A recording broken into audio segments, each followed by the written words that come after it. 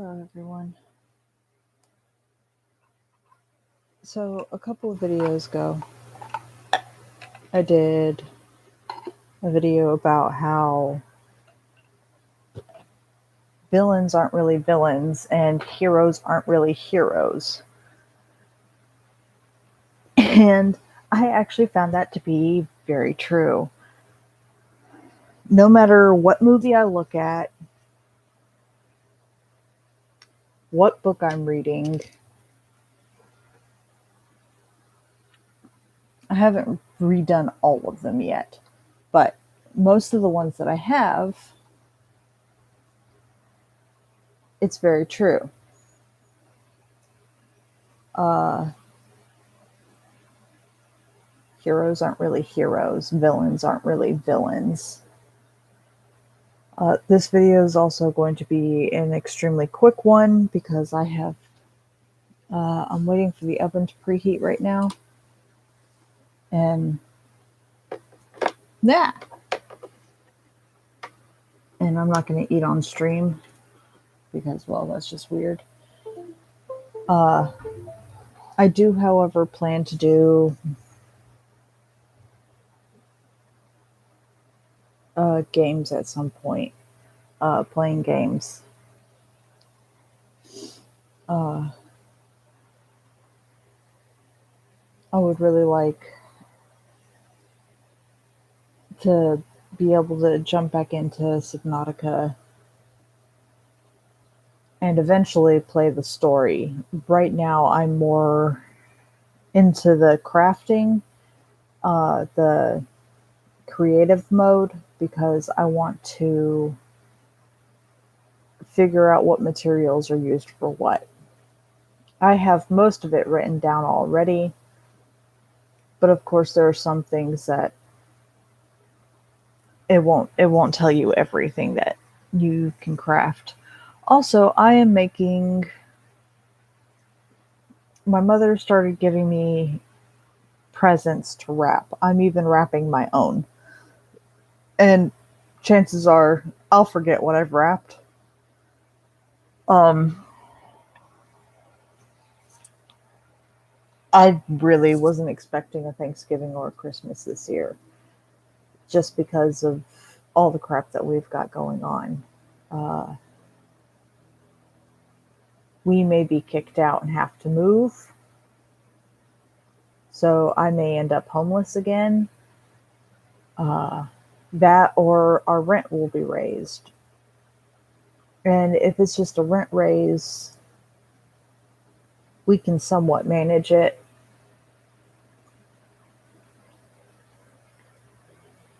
But at this point in time, there's no guarantees.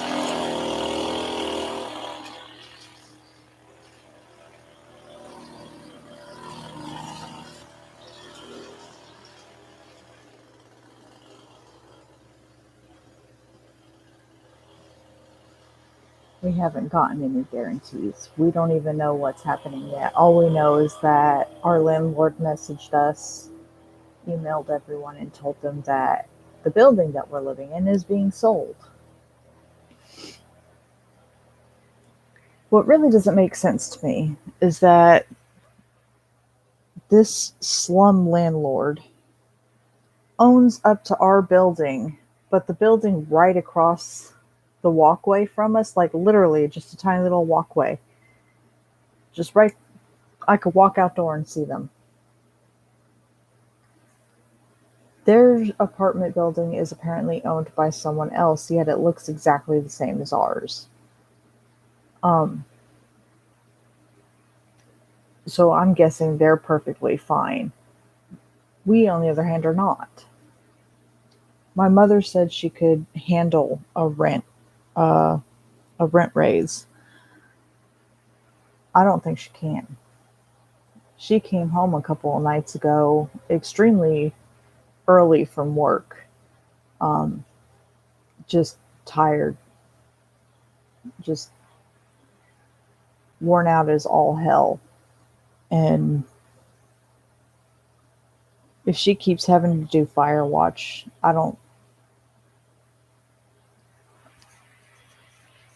I don't think she's going to be able to handle it. Even if I do, uh, well, when I do manage to get a job, I've got so many things that I've got to take care of first. I don't even know if I'd be able to help them. McDonald's pays every week, and each paycheck is like, I want to say maybe 200 to 300. Yeah, Right? yeah. All the long stuff's gone. Oh, wow. All that hair is there, not there anymore. What is that? What's what? That. On the plate? Yeah. Turkey and ham. Looks good. There's plenty in the fridge.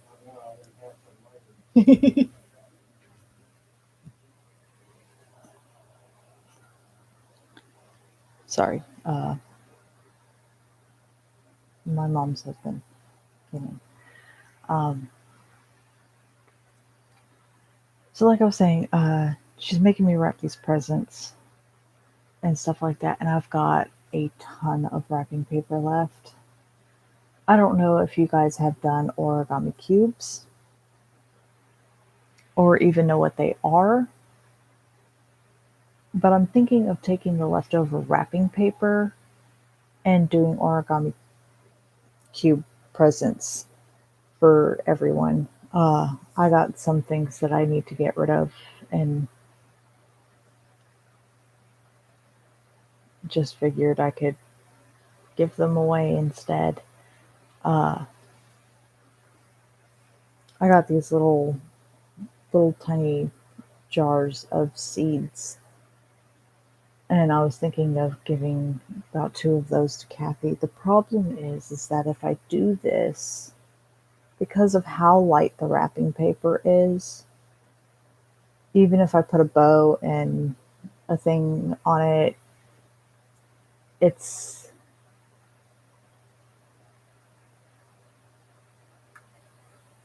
it's going to be fairly difficult to give it to them without giving it to them, you know?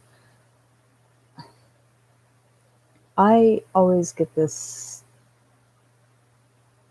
feeling that everybody doesn't like me. Uh,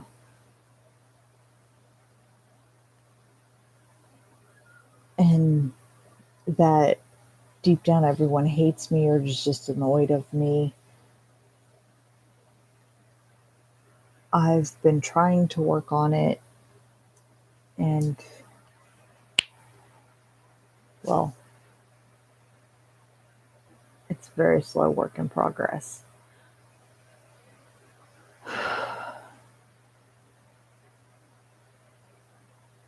I don't know what to give all of them though. Um, I was planning to give Kathy seeds because she's really good at gardening. Um, I don't have much else for anybody. Uh, I don't even know what I could possibly give them.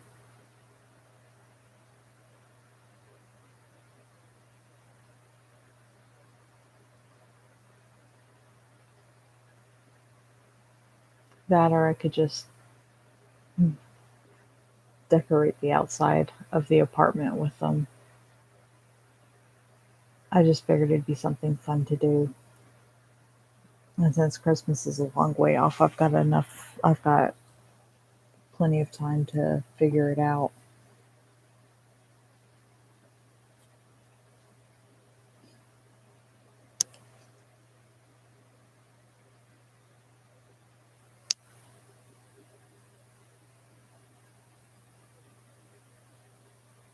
It's been a hard couple of years. Uh, so, anyway, like I was saying before,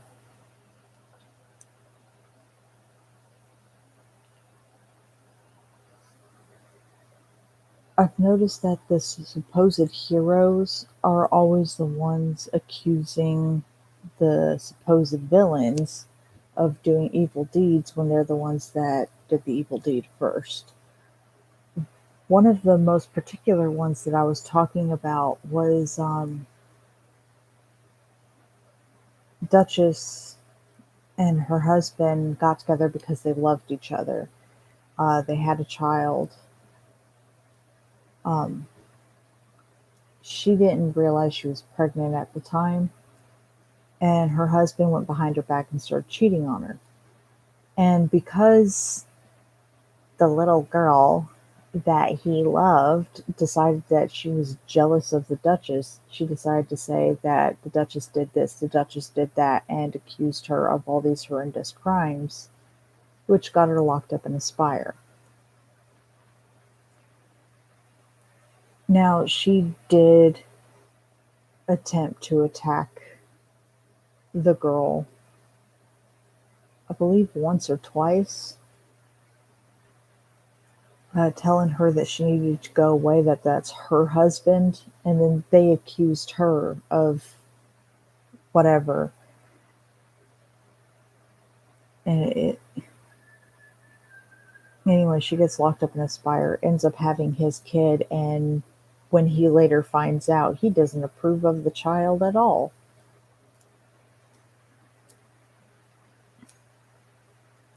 So now she's living with a group of what is it, mercenaries, traders, mercenaries. They're kind of a bit of both. Um, Merchant slash mercenaries.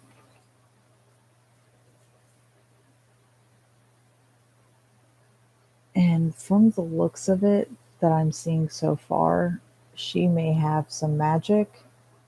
And eventually, at some point, I'm pretty sure her biological father is going to try to hunt her down and take her back because she'll be of use to him. There are a lot of these that I have been seeing like this, where the villains really aren't villains. Uh, I found this really cool one that I read yesterday, and I got through all the chapters of it. Now, granted, there are only 35 chapters. I got through it pretty fast, all in one night. It's called, if I can find it, Eminus Grace, something like that. Female lead is trying to make me her stepmother, her stepmom. And I started reading it. I thought it was going to be dumber than all hell. Uh, like, it just did not sound that interesting, but I decided to give it a chance anyway and opened it and started reading it. And the main character gets transported, transmigrated, or reincarnated into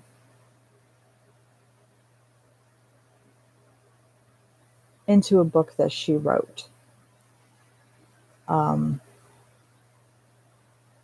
Literally, her and her 10 friends wrote this book. Each one, they're having a male lead. Um, these male leads have their own kinks suited to the person who created them. Um, and our main character created the female lead. She put the most work into her.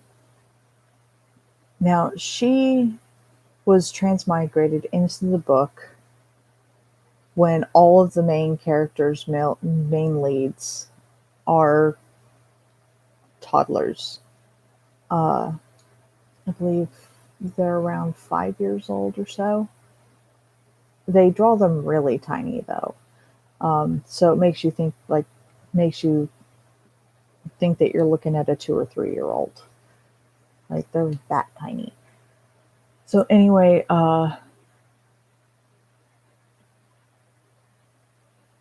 she ends up telling the Duke about the story that she's in because of a necklace that she had purchased um, at an auction.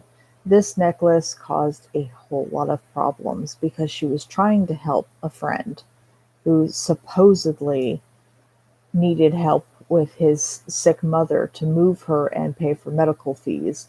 Turns out it was a lie. He turned around, took it to a pawn shop, sold it, tried to sell it, and then told whoever that he needed a carriage for his girlfriend or some crap like that. Obviously, not a very good guy. It's no wonder that everyone wanted to stay away from him. Well, turns out the necklace was given by the main character. So the Duke goes and starts interrogating her, breaks the necklace, and she has to tell him that she got it at an auction. He doesn't quite understand how she was able to save up enough money to get this necklace at an auction because it was a customized necklace and the owner of the necklace had not died, didn't die too long ago, which means that it was still pretty expensive. Yet she had all this pocket money to be able to purchase the necklace. So she ends up having to explain to him that the book that she's in, the world that they're living in, is a novel that she wrote and that she knew what was going to happen, when it was going to happen, and she was able to save money for it. Of course, she ends up having to explain about the female lead and the male leads. And the Duke, who is completely obsessed with his daughter, I've been calling her Faye because Felta just doesn't sound right. So I've been calling her Faye. Um, just she ends up having to explain that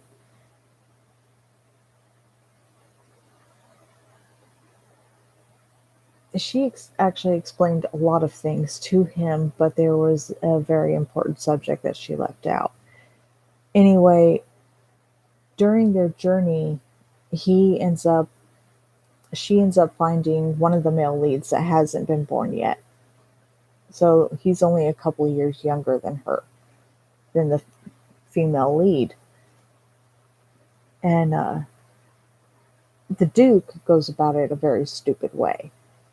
The boy will end up growing up to be a scholar, a genius of unprecedented skill, and ends up dropping everything to be with the female lead. Well, the Duke ends up sending the parents and the boy abroad.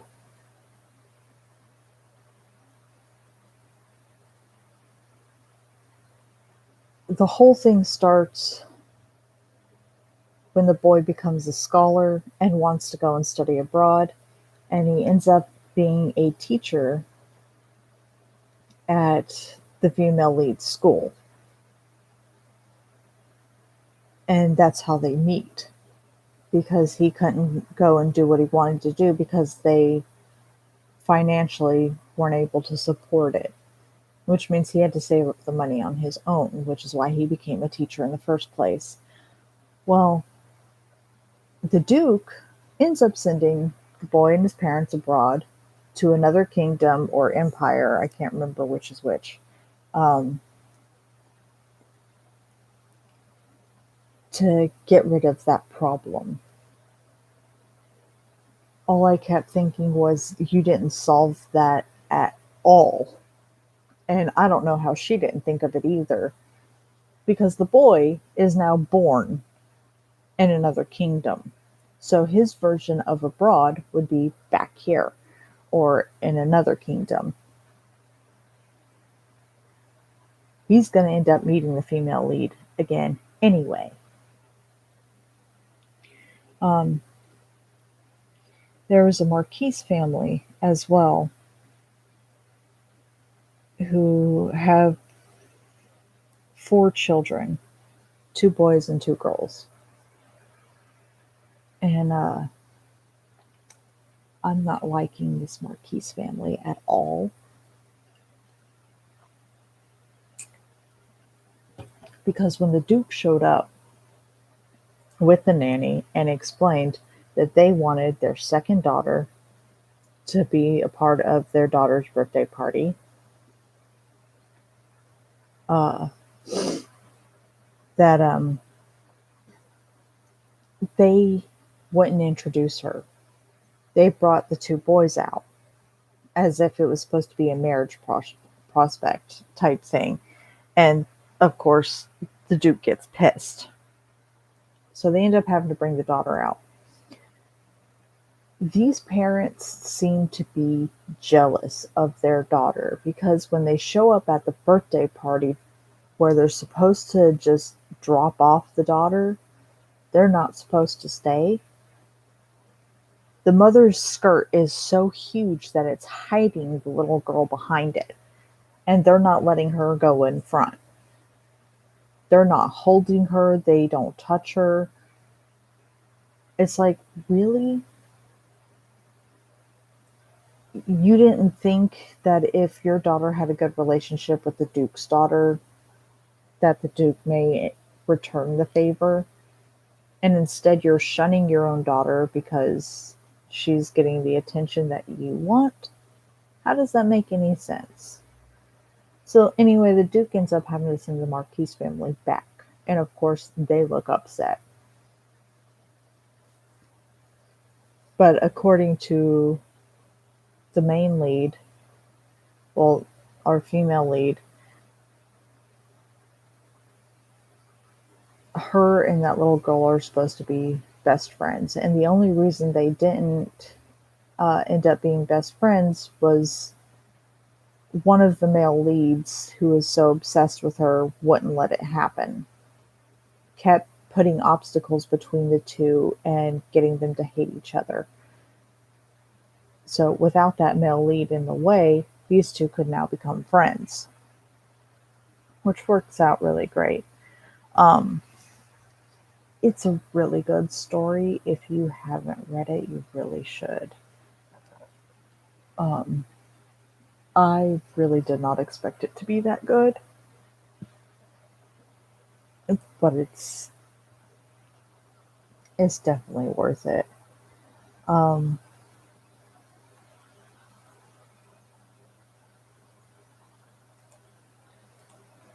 there are a lot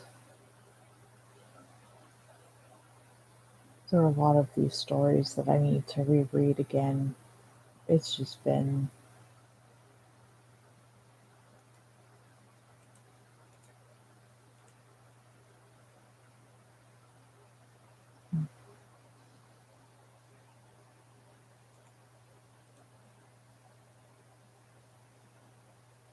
1 3 Twilight Brothers.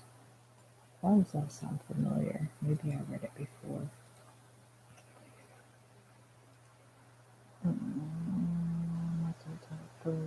Brothers summaries updating.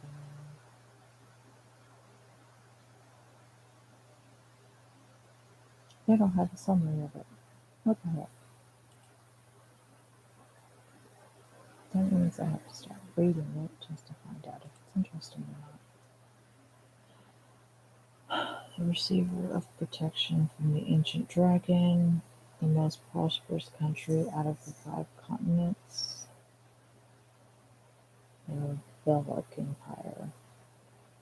The Empire family Askin, I don't know how you say that, are infamously known for being cruel.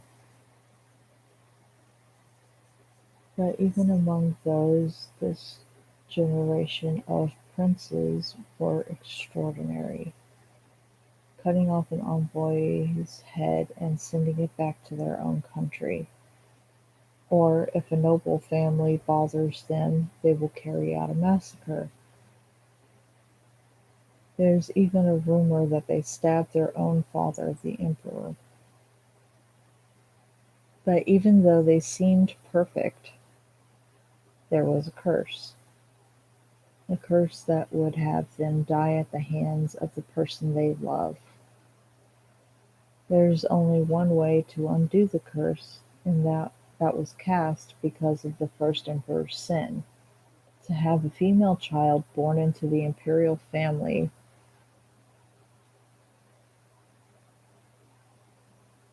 to have a female child born into the imperial family who only birthed men. Many had asserted that place as their own, but none of them were able to prove their validity, something like that, because none of them had the proof of the something bloodline. Eyes that change colors based on their emotions. Oh, this is the one I wanted to read. Oh, I found it. Oh, I'm so happy. Yes, this was the one I was looking for. I saw an ad for it on TikTok and I was like, I have to find that and I have to read it. Anyway, I gotta go. I got food. And I need to get a drink and I really need to eat because my sugar's going down and yeah. So I hope you guys have a beautiful morning, evening, afternoon, night, whatever time of the day it is for you, and I will see you all at some point. Do let me know, however, if the stories that you've read or movies that you've watched, if the bad guy is actually the bad guy. Pay real close attention to their wording because books like Persona, one of my absolute favorites, is based on someone else's perspective. It's based on the male lead's perspective. So because of his warped personality and warped upbringing, he sees things differently than everybody else. Um, so yeah, pay close attention to the wording and what's going on. Uh, do let me know. Also, mistakes in movies or set changes that weren't there from scene to scene. I've seen it happen a lot. Um, like one minute the person will be wearing a shawl with their outfit, and the next minute the shawl's gone. Just like from scene cuts. Anyway, I'll see you all again later. Bye.